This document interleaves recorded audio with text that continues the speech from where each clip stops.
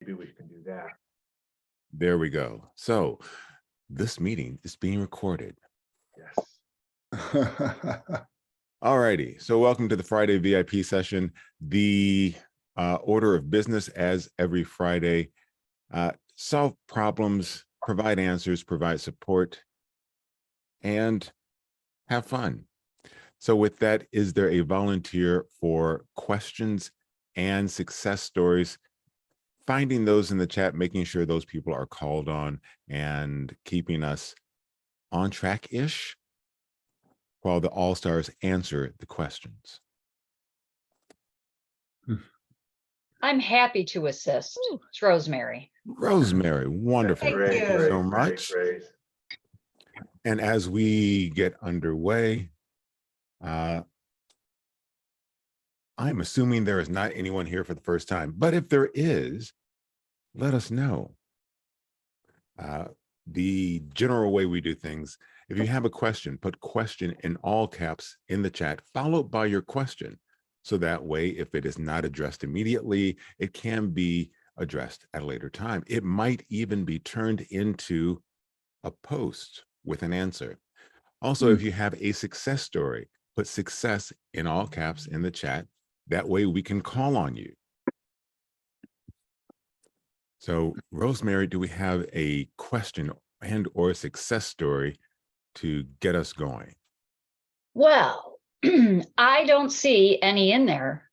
Oh, we have a question. It says, hello from rainy Brooklyn, New York. This is Janine. She's a second timer and she wants to change the background color of her LinkedIn profile picture. Does anyone know how to do that? Absolutely. And Janie, do you have your LinkedIn URL handy in the chat? Because one of the things that we do is review those things on screen. And let me see if I can.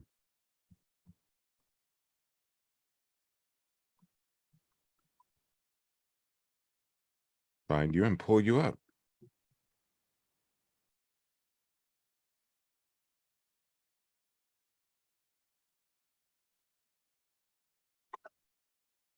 So All-Stars, what are your thoughts on backgrounds and what are the relevant pieces of information that should be displayed on your LinkedIn background? Sue?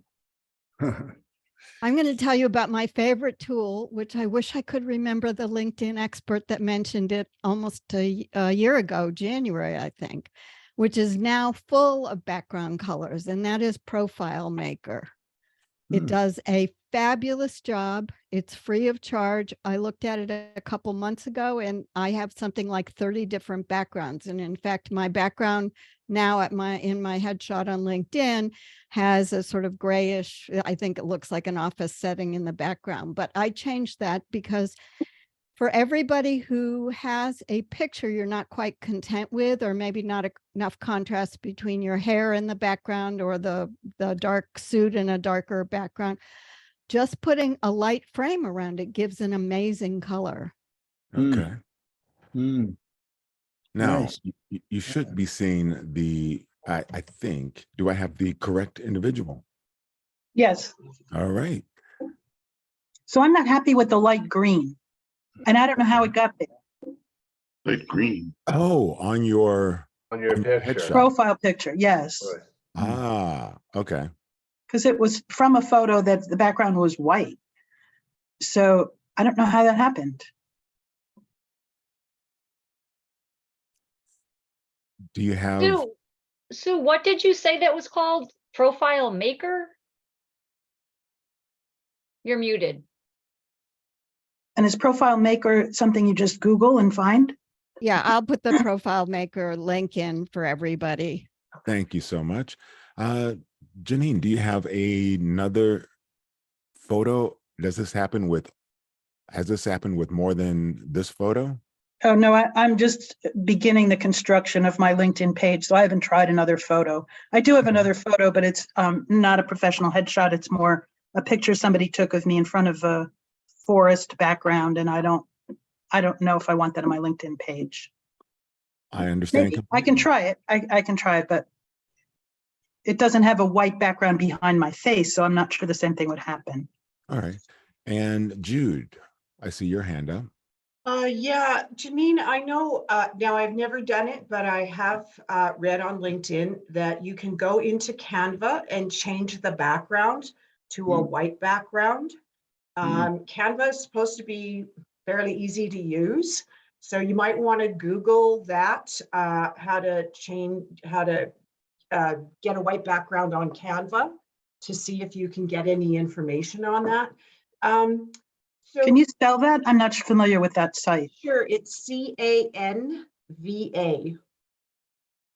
And is it just the circle around your picture that is green? Or is it like the background itself? No, it's just around my picture.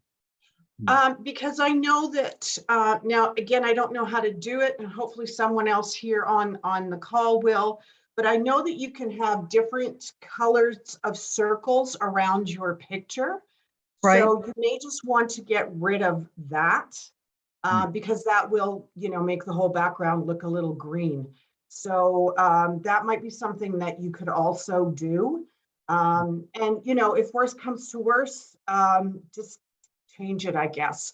I do have a comment about the background as well, the background photo. So I can't really see what it is that you do, but I really love Brenda's recommendation to everyone on VIP calls. And she says, your background is like a billboard, right? So you want the billboard to capture what you are all about quickly so that people remember, right? Oh, Janine is, involved in, I don't know, environmental studies or something, right? So, because right now it's a really nice photograph, but it doesn't tell me anything about you and what you do. So that's part of my process in coming on these calls I've learned a lot so far, not just from Brenda, but some other people, and I'm trying to identify what it is that I want to be about and not just, take the next job. And so what I've identified for myself is that I love guiding people from despair to hope. And this picture, which was a road in the country, symbolized for me moving from darkness to light in a way, but I haven't fleshed out the rest of my LinkedIn page or, developed posts around this, but I'm even having trouble with coming up with job titles to put in the profile section, because I feel like I'm more in the business of creating something for myself. COVID has left a lot of people in despair. I do a lot of really good work with groups and healing people through group work, particularly with people with HIV and AIDS. And so I don't know, I think there's a way to develop something for helping people through COVID and all the losses that we've all experienced, or most of us. But I don't know a job title quite to put in there. So it sounds like, unless you are have a master's degree, I think in counseling in the States, are you thinking more like you're a coach or something like that? I have a Master of Divinity, and I'm an independent minister. And I've worked in nonprofits, and because I need to pay the bills, and it's not that easy to find a job that chaplaincy jobs don't pay very much. And I'm not board certified as a counselor. And it's kind of a time in my career. I'm not sure I want to go through all that process. It's really so that's where I'm having challenges. I think coach would be a really safe word for you to use. Because as you say, you have to have certain credentials to call yourself a counselor. So, it sounds like you have a lot of thinking to do. And so you might want to get some ideas, look at just on LinkedIn, Google, search for coaches Like there are life coaches, there are career coaches, there are style coaches, mental health coaches. So, take a look on LinkedIn and see what other people are calling themselves and see if that brings any ideas up for you. Yeah, I would also like to pick up on that a little bit. And so if you start, rather than say administrator, why not say crisis intervention and mental health coach? Let that be your general, even if it's not a title, it's a category of what you offer. I think that's what I would say that. And then the about side nonprofit manager. So here's where you really got to think about whether are you doing a direct service or are you managing the service? And you decide what's best to have both in the headline and in the about section. And if I could say something, when I saw crisis intervention, I saw the trees and said, oh, that's right, because you're helping people relax. I got that. But the only thing is this looks like a fall seasonal trees, and that may be me, and I may be off with that. I may be misreading it. So I think there's some other nature picture that's a little bit more, how do I say, uplifting or dynamic that will get that same point across. And excuse me, Janine, I know you know what you do. I'm just throwing things out. I don't know if this is relevant at all, but No, I appreciate that. It was a picture I had and I wanted to move from just having a blank screen. And so just even learning how to put the picture there and crop it and do all of that, that was an exercise in, great learning. So Sure. I can find a better picture because I understand there's a mood that comes across with this. And so spring or some different green season might be different. yeah, I think so. Thank you. Any other comments from the All-Stars? Kenneth, Sue? No, I think I'd be happy to move on to what other people have to ask, as well. Okay. So For sure. Janine, you have some action steps. You can check out Canva and try a different photo and see if you get the same results, and let us know how that works. Really appreciate the feedback. Thank you so much, all of you. All right. Teresa had the next question, Christopher. All right. And Teresa, what is your question? Yes, LinkedIn live events. I hear about an event, and unless I have a connection, I can't get onto that LinkedIn event. I can't find, I'll hear about it, but I won't be able to find it. That's where I'm struggling because I'll see something and I'll try to click on it and I'm not able to locate it. Well, you can search for events under the search option if you don't get notified. You can do a search by type of events.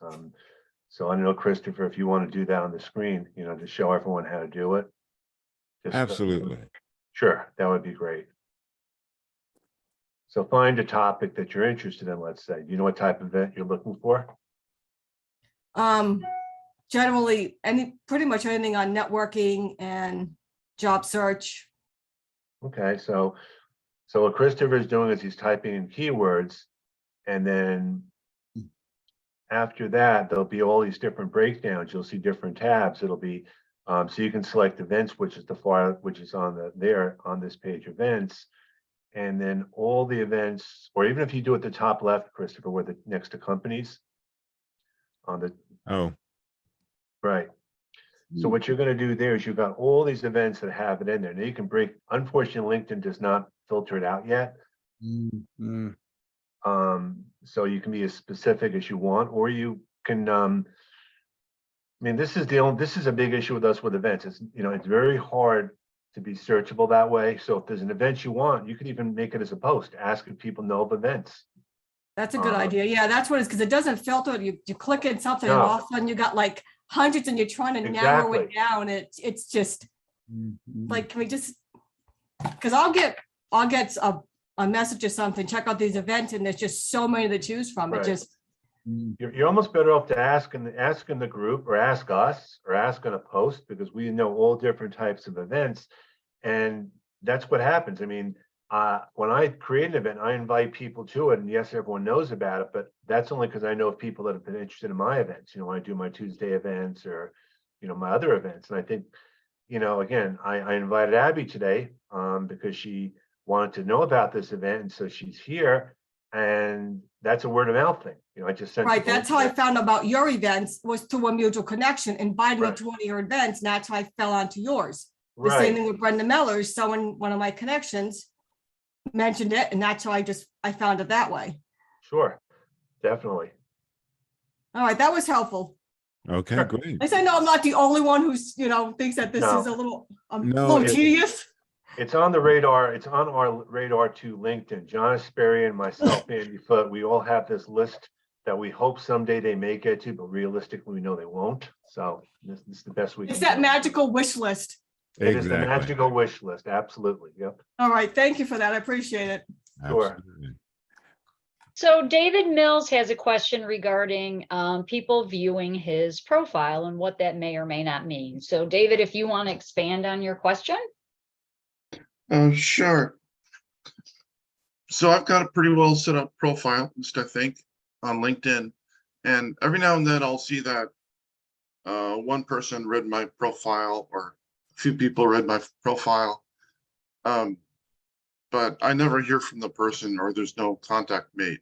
I'm wondering, does that just mean that, okay, my profile got some attention and that's it? Or does it mean that they saw my profile, they weren't impressed, so they went away? Or what should I take from it? Yeah, when people have viewed your profile, what do you do with that information? All right. Do I care that they viewed my profile? It's the answer is maybe. Yeah. So Allstars profile views. And David, do you have the free LinkedIn, or are you paying for one Oh of the no, premiums? just the free, the basic free Okay. LinkedIn. I'm Okay. not paying for that. All right. So Jude. So I'm sorry. Jude, go ahead. So David, it would really depend, like, as Christopher said, maybe. Well, what does So, that mean? You know, look at who's looking at your profile, like go to their profile and see who they are. Are they someone that, you know, you might want to connect with? Because they're in the same field that you are, or you know, you like their posts or their comments on your posts. So it could be that they're just, or it could be someone like Janine, who's looking for ideas on how to work on their profile, what to include in their profile. So it really depends. Is that person a recruiter? Could you reach out to them and say, you know, I noticed that you were looking at my profile. You know, could we schedule a quick 10 to 15 minute chat so I could tell you more about my experience and strengths in this field? So really, you kind of have to do some investigative work and assess whether or not that person would be good to look into further and maybe connect with, or if they're just sort of like, you know, a lot of other people. And I know I've done that a lot. I've looked on other profiles just to get ideas, and not necessarily that I want to connect to anything. So what I should do is look at who it is, check out the information, and maybe I just let it go, or maybe I connect, depending on what I read. Exactly. Yeah. All right, And thank you. That helps. I know Joey had something that he wanted to add as well. It's almost dovetailing what you said, Jude, and that's David. I'm not supposed to push on you, but when you look at these profiles yourself, do you respond to people? Do you reach out to people and say, hi, I'm David, I want to meet you? I mean, do you make comments about their profiles, or do you just, what they do, go through LinkedIn, right? Look at a profile quickly and go to the next profile quickly. And then before you know it, an hour later, you've gone through 60, 70, 100 profiles. You haven't made one comment on any of them. And now all these people are now in your wake, they're thinking, why did this guy look at me? Yeah, that's what I'm Right, so thinking about them. So to Chris's point and to Jude's point, if there's somebody that looks at you that you think might be of interest to you, you know what? It's America, man. Reach out to them and say, hey, I noticed you looked at my profile. Was it something that was of interest to you? And if it fits, if they are in an industry that you want to be a part in, if they look like they would be a good person to connect with, express that, reach out, Okay. personalize the connection, invite. All right. Well, So also, let me, and if I may, here's the cynical New Yorker coming out. Oh, boy. Just because you see their picture Mhm. doesn't mean that's who it is. Mhm. Wait a Even on minute. LinkedIn, even on LinkedIn. I mean, there are people on LinkedIn who aren't who they say they are. Hello, I am shocked. LinkedIn of hello. all places, Yeah, Facebook maybe, but Just be careful, That's David, just be depressing. careful. That's Absolutely. all I'm all saying. right, Just be that's careful. depressing. But Just, with that, I have a question. So for why do people look at profiles? So for, you know, one of the things I do when I'm looking at a job title or people in my industry, I look at profiles to get information. Hey, what types of keywords are showing up on their profiles? Oh, is there a better way to, I do that. That is a better way to say that. Or it's like, well, gee, that is really overly complicated. I think I can say that a lot simpler. Look at other profiles to see how other people do things and spark your own creativity. Right, it's all in the name of research. Okay, and we do have Abby. You're Yes. you know, let's hear from you because you were invited here. You have expertise. What do you Yes, think thank about you. and with your background as a recruiter? Yeah. How do you look at LinkedIn profiles? Yeah, so that's what I wanted to mention to everybody, that I'm a recruiter. So if you have a question for a recruiter, I'm here to tell you the absolute truth. I go by Absolutely Abby. So the truth about this is I'm literally looking on LinkedIn at your profiles all day long. And in my 26 years of recruiting experience, not all on LinkedIn, obviously, because it wasn't in its existence. But in 26 years, I've never had anybody reach out to me and say, how come you were looking at my profile? I'd like to tell you more about me. That would be a wonderful thing. It's an outside the box thing to do. And I highly recommend you try. Yeah, I never thought of that, so I should do it. I should reach out. Absolutely. Sure. Why not? I mean, I don't know. So, you know, if we're looking at your profile, it's just like looking at your resume. It takes literally 5 seconds. Because when I'm looking at like 100 profiles at a time usually, or 200, and I'm flipping very quickly, very, very, very quickly. So I might have missed something. I might not have stopped. So you might as well reach out and ask me, you know, what was I looking at it for, in a very nice, tactful way. That sounds good. Now, Abby, are you seeing trends that are changing in recruiting right now? Trends that are, oh God. How is recruiting changing? And is there something that job seekers should be doing on LinkedIn to keep up?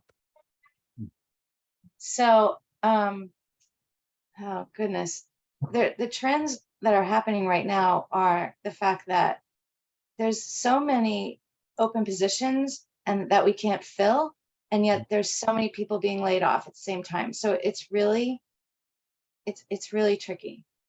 So I have positions that have been open for a long time and I can't fill them, yet there's all these unemployed people. It's like, it's very frustrating that so many people are out and yet there's positions open that you look on. I work in biotech, pharmaceuticals.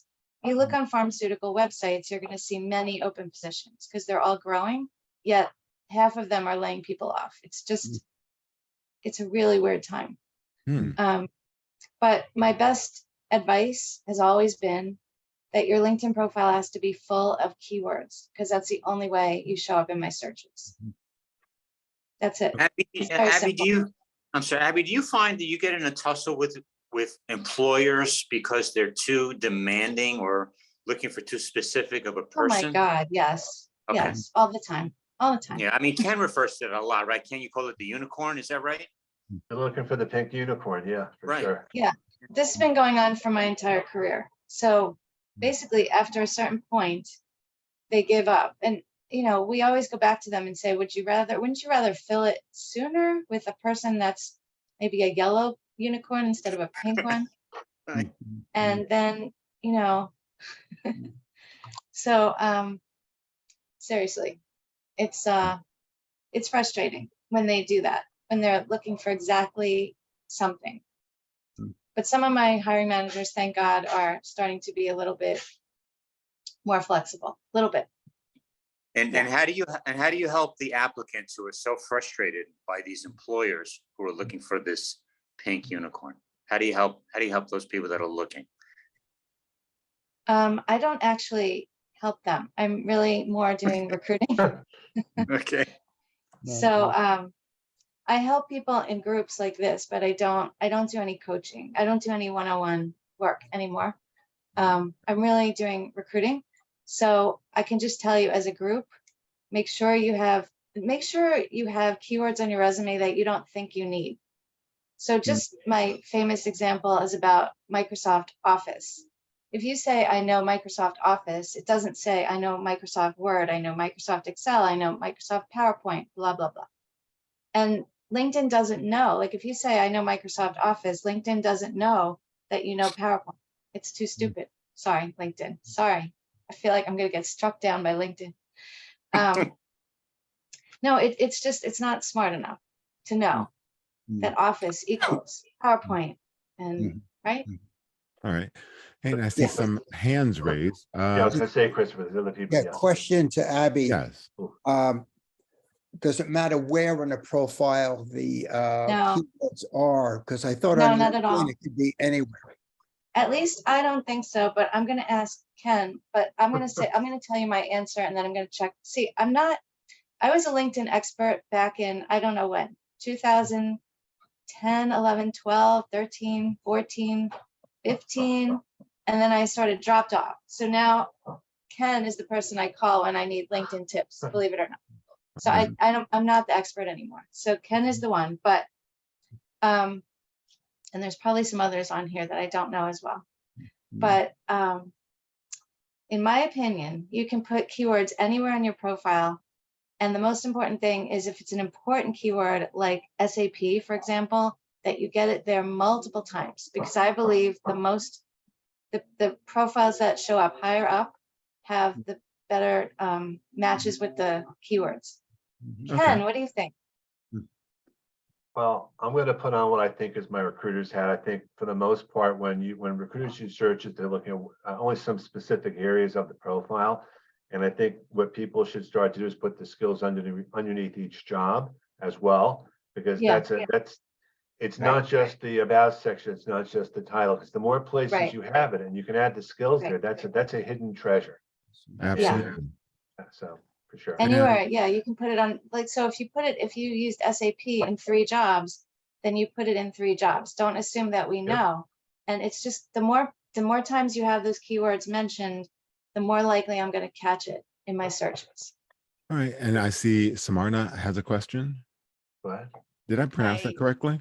No, it's Samina, but that's okay. Samina. I apologize, Samina. That's all right. You can call me Sam. That's even easier. It is easier. Yeah. So yeah, I was just, when she was talking about the LinkedIn or how she recruits and stuff, and when you were talking about the purple unicorn or the pink unicorn or whatever color you want it, or the purple squirrel, which is the other word. I'm in HR as well, or I'm trying to break into HR, but as I've retrained, but yeah, I was just going to say, I don't, when they were talking about the Great Resignation, I really didn't feel like it was the Great Resignation. It was more like the Great Shuffle, because it seems like everybody's trying to hire the same people. And they're just shuffling them around all the time. And then the people who are trying to break in are having a hard time breaking in. So I really appreciate your tips there, Abby, about the keywords and stuff. So thank you. You're welcome. Thank you. And Jeffrey, I see you have your hand up.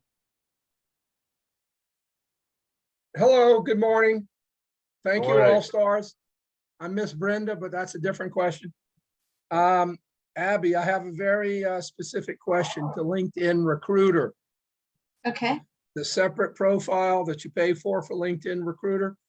Do you Mhm. happen to know, was my understanding that if you're using LinkedIn Recruiter to search for candidates, the first field that it actually searches is your headline.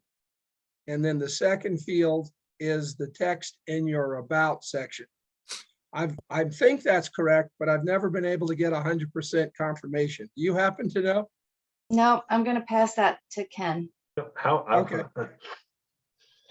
I don't know for sure. I mean, we're all kind of at the mercy of LinkedIn.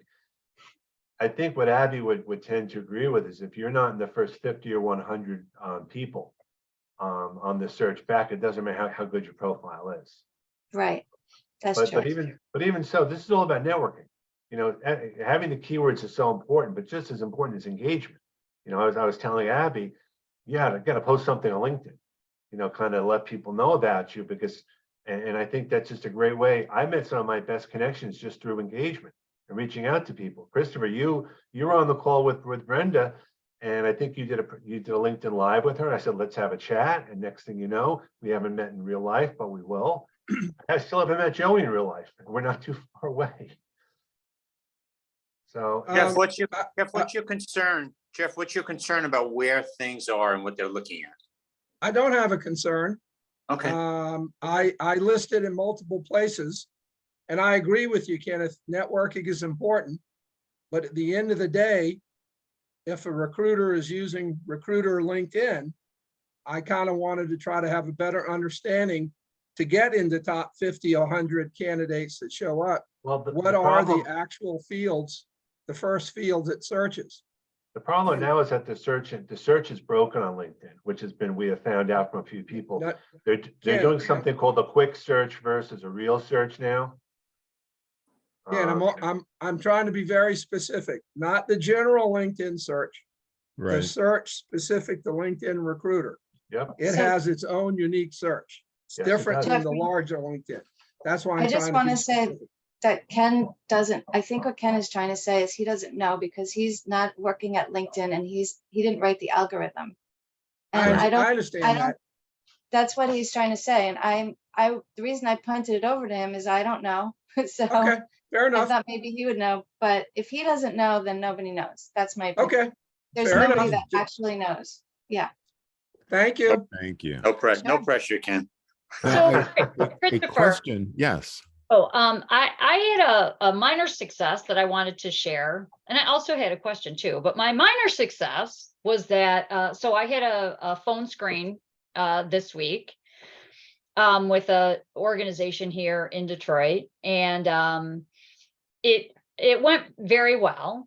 So I was very happy about that, especially, you know, as we get close to the holiday and thinking that there'll be no activity happening. So I was really impressed that, you know, they scheduled it and we had it. But one of the things that, and I don't know if it was this call that we've talked about this or in things I've read but in interviews, they're talking about how we have, you really have to talk about I and that, you know, taking ownership and I did this and I did that. And that's very difficult for me because I'm very much a we person. And I've always been that way with talking about, I mean, I lead teams and I've led teams and just, I've taken the bad, I've taken the good, I've taken the, you know, or whatever. So it's very hard for me to say, well, I did this and I did that. As a matter of fact, it's when I've been in organizations or even at Bullseye, when people would talk about it was like nails on a chalkboard for me because I wanted people to speak more in terms of we, and I felt that really built collaboration. I've read so much about that and I've heard about that, you know, no, when you're in an interview, you need to talk about I because you want the interviewers to understand that you did it. Mm-hmm. So, you know, we're going through the interview, you know, and stuff like that. One of the things that that the person doing the interview prepared me, said, please do some research on the organization and our core values, prior to the interview. And one of their core values was basically like an inclusive stewardship. So when they asked me about which core value meant the most, did any of them resonate with me? I didn't pick that one. I picked something else. But anyway, I talked about that. But I said, how it really folded into talking about we. And I said, I've led teams, but when I would speak in meetings about accomplishments, reducing the cost per hire or reducing the time to hire, I never said I did this, because I didn't do it alone. I had a team that did it. And so I may have led that effort, but we did it as a team. And she said, oh, I really, really like that, because that really speaks to our core value of inclusive stewardship. And inside, I was doing a little happy dance in my belly, because it did speak very much to their core value. But I don't know if anybody else struggles with that, when there's so much out there saying, no, in an interview, you talk about I did this, I did that. And it is very difficult for me to do that. So anyway, I have no idea if it'll lead anywhere, but I took my win that I had a successful phone screen. And if it doesn't work out, it's not the right opportunity for me. Well, So. Congrats on that. Thank you very much. And Allstars, I versus we. And Abby, should that be reflected on your LinkedIn profile? Should your profile say I versus I led an initiative, or I was No, part of a team? No? no, part of a team. Yeah, Okay. yeah. We don't want I first person. At least I don't like it on a LinkedIn profile. So I just say part of an initiative that did the part of a team that did this. But if you, what I was going to say, Rosemary, is in the workplace, it's probably not as good to say I, but on an interview, it's very good to say I. In fact, when people say to me, we did this, people start talking in we's, I always say to them, now can you just go back a little bit and tell me, what did you do? I actually will ask them that. Mm-hmm. Okay. Yeah. And Jude, I see you'd like to add something? Yeah, I'm going to echo what Abby just said, Rosemary, because, yes, you led the team, but as a team leader, you did certain things to make that project a success. So that's what you need to focus on. And in the end, the result is that your team achieved a retention rate of like 15% or something, or whatever it is, right? Whatever the success is, that's when you bring it back and end on the we. But think about it. If you were hiring someone and you wanted to know about their thought processes or their logic on how they would deal with something, you would want to know the steps that they take.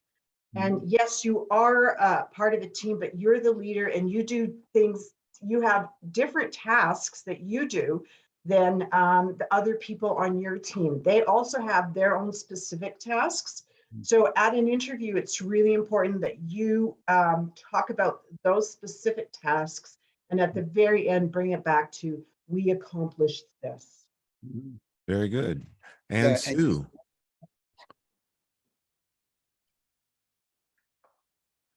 Totally go with the last two. Exactly.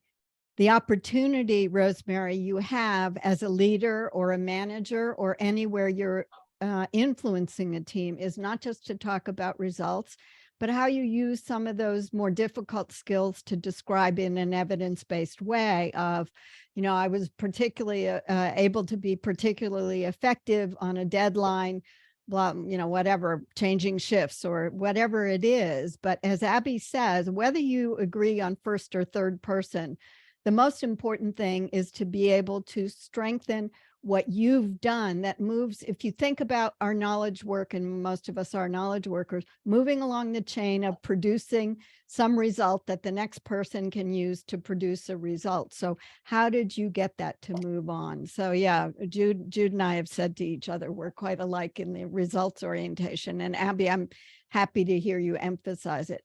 It's true, Rosemary, people know you're part of a team, but they're hiring you, not the team. And that's where you have to differentiate the value you bring in. It's kind of like someone said this a couple of weeks ago on one of the VIP calls.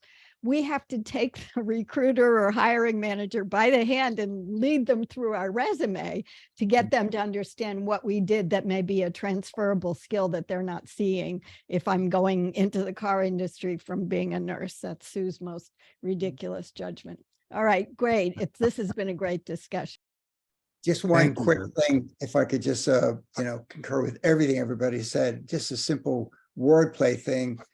Speak to how you created the we and have that be part of it. You actually created this group that's doing this work well together. Great discussion. Absolutely. Yeah, because not all teams function well. Right. That was a great success story and question. So thank you very much. Is there another question for Abby? Since we have a recruiter in our midst. And Abby, I have to say, on that last answer, I enjoyed watching you being animated and agreeing enthusiastically. That wasn't that's a good point. It was, yes.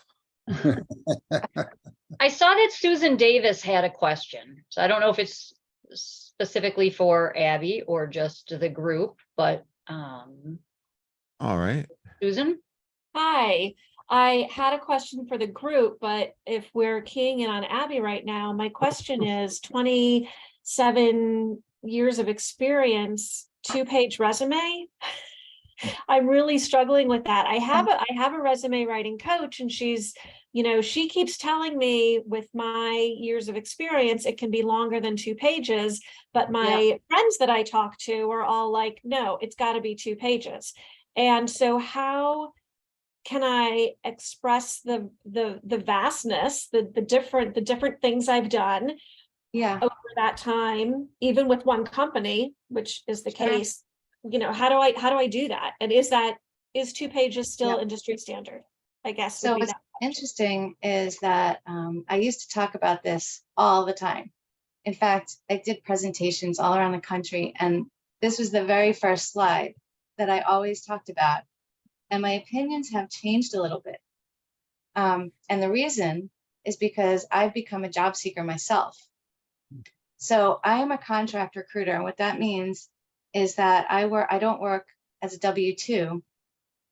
I work on an hourly basis as a contract recruiter. It's a 1099. I've been doing 1099 work since about 2006. So it's been a long time. And I really still like doing it. So I've been looking for, I have a contract now, but I'd like to have another one. I'm not sure I want to stick with the one I currently have. So I'm a job seeker, just like all of you. And that means I'm sending out resumes, just like all of you. My resume started as a 3-page resume because 26 years plus I have experience right before I started doing recruiting too. So it's been a long time. And I used to talk about, you can have a 3-page resume, you can have a 4-page, because in the pharmaceutical industry, you can have a 10-page resume. Perfectly fine. So my opinion was that a 3-page resume is perfectly fine. 4-page resume is perfectly fine. It doesn't matter as long as you like your resume and it's saying what you want it to say. For me, I've suddenly started shrinking my resume from 3 pages. Now it's down to 2. I've taken off a lot of the older experience. I've taken off my year of graduation finally. I'm a 1988 grad, but I decided it was time because I'm taking off the stuff in the middle before I get to the heat of the stuff that I really want people to see. But I still think that the resume should be the size that you want it to be. It should be the most relevant resume. For me, the stuff earlier in my career is not as relevant. So I just started wiping it out. And it's so sad because I had some good stuff on there, but it's not as relevant. So I literally just the other day sent a much shorter resume, and I don't know how it's going to work out. We'll see. But the answer is it should be whatever you think it should be. There's no right answer. There's no resume police, right? You're not going to get arrested if your resume is too short or too long. Speaking So of, it should be the size that it should be, right? absolutely. And Jude, I see you have some thoughts on this. Yes, actually, Abby's absolutely right. There is no resume police.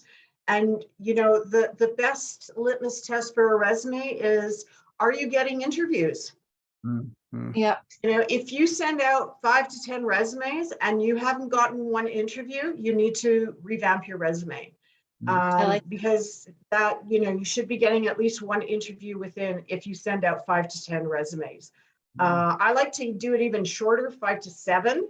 And if you're not getting anything, revamp it.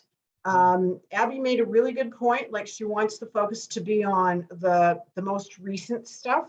So don't go back any more than 10 to 15 years. You know, you might have, and as Abby said, you know, oh, wow, you know, I had some great stuff back there, right? And that's the one thing that I see a lot of people having a hard time with when they're writing their resumes. They, you know, it's like, oh, but that was so great. It's not relevant, you know, and if it's not relevant, it's just going to dilute your power when someone's reading that.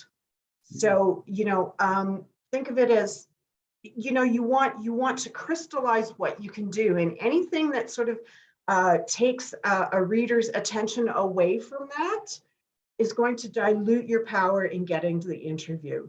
So, and there are other ways to include previous work history that you can do very, very quickly. And I can't think of the titles right now, but I'll send them to you later, Susan. I think if we're connected, I'll send you some possible categories that you can use, and you know, just quickly create a summary of it, maybe 1 or 2 lines, and then I think this would be a really good time for Sue to jump in and talk about her bio para, because I think that would be a really great way of encompassing your entire career and giving the person the scope. So I'm going to say, Sue, this would be a great time for your bio para. Wow, Jude, that's it. Thank you so much. So I talk about a bio para. I switched from summary because I work in a global setting with global professionals, and it's been in a way behind the US. And those who've been on this call know I asked Brenda initially to come so I could learn about the US market, which, by the way, Abby introduced me to. Abby, I appreciate having met you in 2000 or so we both went to the same university. Oh, yeah. The thing about the bio para is I have a constrained formula recipe, which gets people to not immediately go to, oh, I've got to tailor my resume. Everybody jumps right to the resume rather than thinking, what's changed since I last looked for a job? So start with a big topic, and Brenda and Ken and everybody on this call that advises you and many more people says, start with your headline on LinkedIn. So start in your bio para. What do I want to be known for? What am I? Not just what is my most recent job that was that title. But then using, and we've heard Abby say this and others today, using evidence-based results, you can tell your history. The first 3 sentences are the important stuff. I do this. I generally focus on this particular area of this. If I build cars, I build luxury cars or whatever. And then the third one might be presently I'm doing this, or most recently, and an accomplishment with evidence-based results. Then you can bring in older things. Did you know I was, you won't write, did you know, but I won a prize for the original this or that. So if anybody wants it, please, I think I'm connected to just about everybody on this call. Please DM me. It's in my list of resources, but it's kind of you know, it's in my course that I now give free of charge, but also I have it just generally on box.com. And I'm happy to work with people because I know that the professionals I work with all over the world tell me just that alone, some of them only go through step 1 of the course, just that alone has gotten them a better sense of who they are and how to tell their story. Thank you, Jude, from the bottom of my heart. Yes, thank you both. And Sue, can your just- LinkedIn URL is you place that in the chat, right? Wonderful. Just And- a quick, reiterating what Sue was saying is that I think no matter whatever the length of the resume, it's really the first 2 or 3 lines on that document, whether you call it summary, whatever, in the present tense about what you offer, what you do, what you get done. That's what matters, I think. That's what hits them over the head, both in terms of keywords and deliverables, as importantly. And the first 2 or 3 or 4 bullet points have to speak to your value right away, because no matter what the length, the first 5th quarter page has to hit them over the head. In the same way with the headline and the about section, what's your value? What do you get done? Why should I hire you? Just another take on this. Thank you. Thank you. And one more thing, Sue. Let me just beat the dead horse while we're at it. What everybody said, for what it's worth, imagine the person reading your resume, everything they read about you, every bullet point, every word, they say to themselves, so what? Why is she telling me this? Why is she of all the things that she could be writing, this is what she's putting down. Why is she telling me this? Right? So to Abby's point, if it's irrelevant, don't put it in. Right? If it's from 15 years ago, 20 years ago, it's not relevant. Don't put it in. Right? But if it's relevant or it answers the question, so what? This is why I'm telling you this. That deserves to be on your resume. And that may help you decide whether it should be 2 pages or 3 pages. And if it has to be 3 pages, okay. Right? But at least what you're putting on there is meat and not just fluff. Absolutely. And in 26 years, I have never, ever said to myself, this resume is too long. Goodbye. Right. Never. Ever. Not once. I don't care. I don't look. I don't count the pages. Plus, someone said that we're not printing resumes anymore, which makes it even more ridiculous. Like, we're not counting pages. We're just not. Don't worry about that. Stop it. So Sue, you feel like you have an answer? I do. And what's fascinating to me is the girlfriends are all 2 pages, 2 pages. All of you, make it as long as it needs to be. And so I got to figure out who I'm going to listen to, but I think the answer should be obvious. So thank you for that very much. Thank to you. go back and fix all that. Thanks. Thank you. And as we get ready to wrap on this week, is there a last question or success story to close us out before the weekend? Nicole just dropped a question in there about how she missed the verbiage example for reaching out to someone who had viewed your profile. Can you give that sentence in the chat? So Abby, that was the example you gave to David Mills' question that said, in all my 26 years of doing this, I've never had anyone reach out to me and say that really awesome sentence that you said, that we're all like, oh, light bulb. I've never had anybody reach out to me and say something like, I saw that you looked at my profile. How can I help you? I've never, ever had anybody reach out to me saying, it's backwards, right? Because I'm looking for you. I've never had anybody reach out to me and say, I see you've looked at my profile. How can I help you? It's never happened. Someone else gave the idea, but what I said was it's never happened. That's what I wanted to tell you. So it's an outside the box thing to do. That's what I said.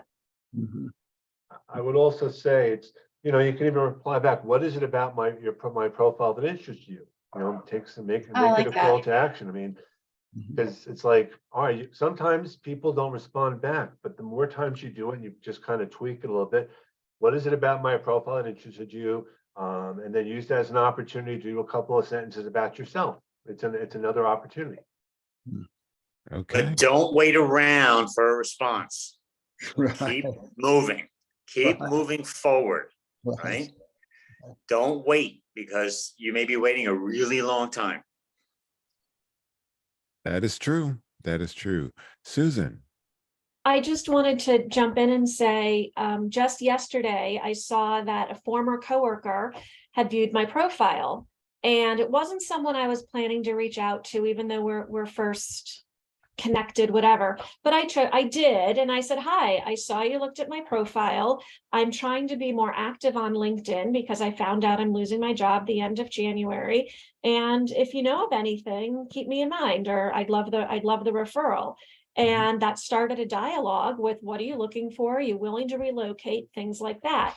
I had also saw another, I don't remember how I came across it, but there was another profile I saw. We were third connections. She used to work at the company I work at. I reached out to her and said, hi, I just came across your profile. It looks like we have a lot in common. I'd love to connect with you. And she said, great. And so we've set up a phone call for next week. So I think I'm an introvert, and just putting it out there, it's hard. And the worst thing that's going to happen is they're going to say no. And I don't remember if it was this call or another, but I think Brenda says that a lot, right? If you don't ask, you'll never know. So I feel pretty good that I've done that. So that's my pep talk. Good for you. That is wonderful. All right. So thank you all for this wonderful, right before the Christmas holiday VIP chat. Thanks to the All-Stars. Thanks to Abby, Jay, Joey, Jude, Sue, Ken, and all of you Oz participants. Any final words from the All-Stars? I would just say that where we are in the midst of the holidays, why not send some notes to people, maybe even next week? Let's get together in the new year. You know, because probably people's calendars aren't filled in January. I have a feeling even we don't use paper calendars anymore. So it's a good time. I mean, whether you do it because we're so close, you know, right between Hanukkah and Christmas, why not reach out to people? Because people have budgets coming up starting January 1, and they don't fill them by March or April. They're going to be questioned about them. So I think it's a good time to put a light note. Let's get together in the new year. And if you're around next week, to say, hey, I'm around now, let's talk. Why not? That sounds good. Always take the opportunity to network. So with that, thank you all. Happy Friday. Go forth, connect with one another, make that invitation to connect a personalized invitation, because we know better. You know what? I have a quick question for you, Abby. Engagement on LinkedIn, how does that factor into the recruiter search? I'm not sure, but Ken said it was good. Okay. But I just wanted to say, because he told me that I hadn't posted anything in a long time. So I posted a job search jingle, and I would really hope that you would all go check it out and like it and comment on it and help me get some more engagement, because that might help me get recruiters to look at me. I'm literally doing the exact same thing you are, looking for a job. Right. So wait, let's see. Yeah. Abby, let me see if I can find that post real quick, and then I can put a link to it in the chat. Sure. Awesome. But anyway, Ken said that the reason I wasn't getting recruiters looking at me is because I haven't been engaging, and I haven't been engaging. And he's right, because I get busy, you know, I'm a recruiter. So I get really busy doing recruiting stuff. So I kind of dropped off the planet for a little while, but I'm back. Thank you, Ken. So I put up this really cute little jingle. It should make you all happy. And as far as networking, I just wanted to say one thing, that I'm doing networking too. And I'm reaching out to 5 people a day, and I'm an introvert too, so it's really hard. So I'm reaching out to 5 people a day, and I'm up to 125 people since November 30th. So you can do this too. Reach out to 5 people a day, ask them if they can just meet with you. You haven't talked in a while. I've talked to someone I haven't talked to since 2006. It was a really great conversation. So just talk to anybody that you can, and eventually one of them is going to help you get a job. That's what Absolutely. I'm going to tell you. Yeah, but definitely check out my jingle. So yeah, the call to action, one of the calls to action from this meeting, check out the jingle. I've placed a link in the chat. Then reach out if you're not already connected with Abby. Personalize that invite. Let her know Yes. some insight you gained from her appearance at this meeting. There were a lot That's of them. great. I like that. All right, everyone be well, and we'll see you next week. Take care. Thank you. Take care. Bye, Hasta happy la hol- vista. Bye. baby. Yes, yes. Happy Happy Festivus. Festivus. Yes, happy Festivus. The rest of Wait, we forgot about the airing of the grievances. Next week. Bye, everyone. Happy holidays. Take Yes. care.